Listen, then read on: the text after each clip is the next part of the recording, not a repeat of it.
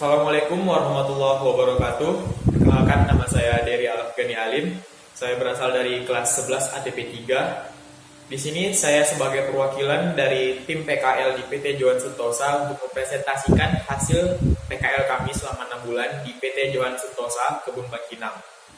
Baik, untuk pertama kali saya sebelumnya akan membacakan profil perusahaan dari PT Darmex Agro Group.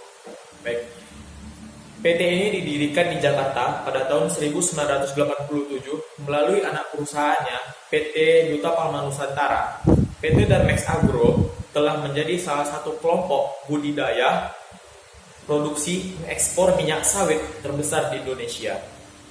Sebagai salah satu kelompok perintis perusahaan, Darmex Agro memainkan peran pentingnya dalam menjadikan Indonesia sebagai negara penghasil minyak terbesar di dunia. Sejak awal, perusahaan telah berkembang pesat dalam memperoleh lahan untuk budidaya kelapa sawit, mendirikan pabrik dan kilang untuk memenuhi permintaan dunia yang luar biasa atas komoditas tersebut. Saat ini perkebunan kami berlokasi di Riau dan Kalimantan dengan total 8 pabrik kelapa sawit yang ada di Pekanbaru, Jambi, Kalimantan, dengan total produksi minyak sawit mentah atau CPO sebanyak 36.000 MT setiap bulan. Sebagian besar dari produk sedang diproses ulang di kilang kami untuk membuat turunannya seperti minyak goreng, mie sabun, stearin RBD, dan PFAD, dan lain-lain. Sementara bisnis inti dari Darmex Agro Group di palm oil mills, plantation, and refinery, portofolionya telah diperluas untuk mencakup berbagai fasilitas pemrosesan dan penyimpanan serta infrastruktur pengiriman. Ekspansi cepat PT Darmex Agro dalam berbagai bidang ini memungkinkan mengintegrasikan proses kompleks secara ekstensif dalam memasok turunan berbasis kelapa sawit berkualitas tinggi secara tepat waktu dan efisien. Berkantor pusat di Jakarta, PT Darmex Agro saat ini memperkerjakan lebih dari 13.000 staf di Indonesia. Dan pada tahun 2008, perusahaan mengkonsolidasikan anak perusahaannya untuk meningkatkan kepemilikan perusahaan hingga 95%. Langkah perusahaan ini merupakan bagian dari strategi Darmex untuk mencapai target pertumbuhannya. Ya, tadi adalah profil perusahaan, dan selanjutnya saya akan membacakan visi dan misi perusahaan PT Johan Sentosa, di mana tempat kami PKL. Untuk visinya adalah to become the leading national sustainable palm oil company, atau dalam bahasa Indonesianya adalah menjadikan perusahaan penghasil minyak kelapa sawit nasional terkemuka, dan misinya adalah produksi minyak sawit yang sah secara hukum, layak secara ekonomi, pantas di lingkungan, peduli kesehatan, keselamatan kerja, serta bermanfaat bagi sosial, serta senantiasa menghasilkan yang terbaik dengan melakukan peningkatan yang berkelanjutan pada proses utama. Kemudian di sini adalah anggota PKL yang magang di PT Johan Sentosa. Yang pertama ada Dery Alafghani Alim, yaitu diri saya sendiri. Kemudian teman saya Indrawan Putra Hasibuan, kemudian Faris Ansari, Fadel Kemal Palevi, Habib Hamadi, Nur Fauzi Syaputra, M. Zulkifli, dan yang terakhir Todi Alomuan. Kami 8 orang. Baik, pada hari yang berbahagia ini saya akan membawakan 2 materi yang kami dapat selama praktek kerja lapangan di PT Johan Sentosa selama 6 bulan. Yang pertama yang akan saya bawa adalah panen mekanisasi, dan yang kedua adalah pengendalian gulma. Baik, kita masuk ke materi pertama, yaitu panen mekanisasi. Kita masuk ke pengertiannya. Panen mekanisasi adalah proses pengambilan TBS atau tandan buah segar yang sudah matang, yang dibantu dengan sentuhan teknologi dengan tujuan memperoleh produksi TBS yang tinggi atau memperoleh tonase yang tinggi dengan kualitas baik sesuai dengan target perusahaan. Untuk alur kerja panen mekanisasi sebetulnya ada 5, cuma yang kami tuliskan di sini 4. Yang pertama adalah proses potong buahnya sendiri, yaitu pemanen memotong buah di pokoknya. Kemudian MT atau motor traktor mengumpulkan TPS. Yang ketiga, MT menuang muatannya ke dalam truk amrol. Yang keempat, truk amrol membawa muatannya ke pabrik kelapa sawit atau PKS. Kita masuk ke slide selanjutnya. Ya, di sini ada penjelasan pemanen memotong buah. Ini adalah alur kerja yang pertama. Pada kegiatan ini, tugas pemanen hanya memotong buah dan membuang pelepah ke gawangan mati serta memotong bonggol TBS atau tangkai TBS sepanjang kurang lebih 2 cm tanpa harus mengangkung TBS yang telah dia panen ke TPH atau tempat pengumpulan hasil, dikarenakan buah yang telah dipanen oleh pemanen akan dikutip dengan menggunakan motor traktor, yang mana hal ini sangat mempermudah pekerjaan pemanen dikarenakan sudah dapat dibantu dengan traktor. Kita masuk ke kegiatan yang kedua, operator MT atau motor traktor dan 2 loader pemuat mengumpulkan TBS. Pada kegiatan ini 2 orang pemuat dan 1 operator MT sebagai orang yang mengoperasikan traktor. Pemuatnya mengumpulkan TBS di setiap pasar pikul yang telah dipanen oleh pemanen.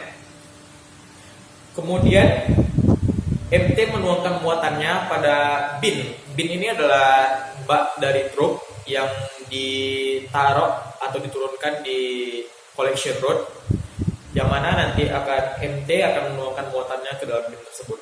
Kita masuk ke slide yang selanjutnya. Motor traktor menuangkan muatannya ke bin truk amrol. Ya, pada kegiatan ini operator motor traktor MT menuangkan muatan yang sudah dikutip tadi di setiap pasar pikul yang sudah ditentukan, yang sudah dipanen tentunya, ke dalam bin atau bak dari truk amrol. Kemudian jika sudah penuh baknya, maka muatannya akan langsung dibawa ke PKS. Biasanya untuk 1 bak amrol total beratnya 8 ton, dan itu biasanya butuh 3 kali penuangan dari motor traktor untuk dapat memenuhi 1 bak bin. Yang kegiatan yang keempat, truk amrol membawa muatan ke PKS, pabrik kelapa sawit. Pada kegiatan ini, operator truk amrol, membawa muatannya yang sudah penuh ke pabrik kelapa sawit. Dan kegiatan yang terakhir, amrol truk sampai di PKS dan menuangkan muatannya di loading ram atau tempat pengumpulan buah.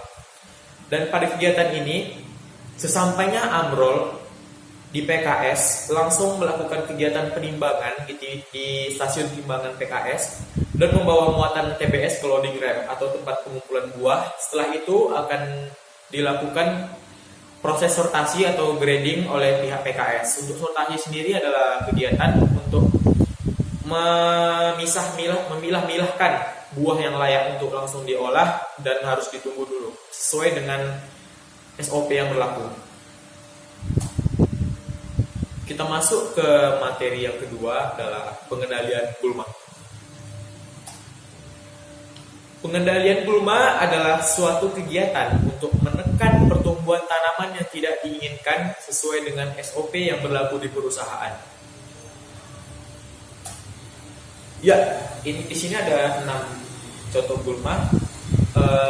Untuk ini gulma yang biasa kami temukan di PT Johan Sentosa.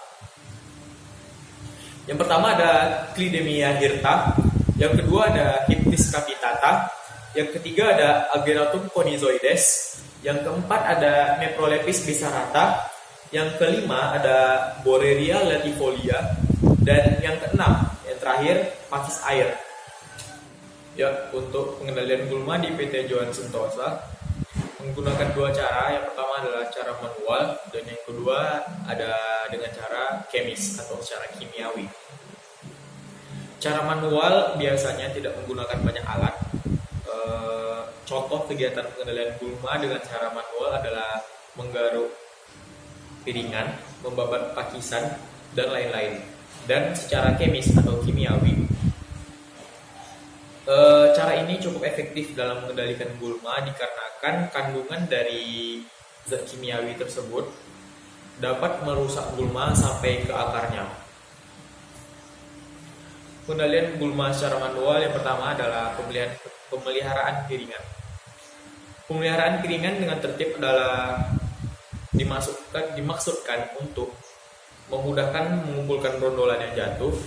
Pada umumnya, cuci piringan adalah dengan radius 2,5 meter, tapi di PT Johan Sentosa 2 meter, dari pusat tumbuh pohon, sawit hingga ujung pelepah tertular. Penggunaan bahan kimia dengan herbisida yang tepat adalah menjadi pilihan utama penggarukan piringan pada area TM atau umur lebih dari 15 tahun harus dilakukan 1 kali dalam setahun. Yang kedua, ada pemeliharaan gawangan. Pengendalian gulma secara selektif perlu kita lakukan sama seperti pada areal TBM atau tanaman belum menghasilkan. Tanaman inang atau host plants yang menjadi tempat populasi hama, predator pemakan daun seperti Mahasena corbeti, Setora nitens, dan lain-lain termasuk Euphorbia heterophylla, Emilia sonsifolia, dan Ageratum spp jangan diganggu, bahkan harus dipelihara. Mengapa kita harus memelihara gulma ya di atas? Dikarenakan di PT Johan Sentosa untuk tanahnya adalah tanah mineral berpasir. Oleh karena itu, jika terjadi musim kemarau atau hujan terlalu lama tidak datang, maka tanaman-tanaman di atas dapat menjadi sumber cadangan air. Oleh karena itu, sebaiknya untuk seperti pakis air kita pelihara karena dapat menjadi sumber cadangan air.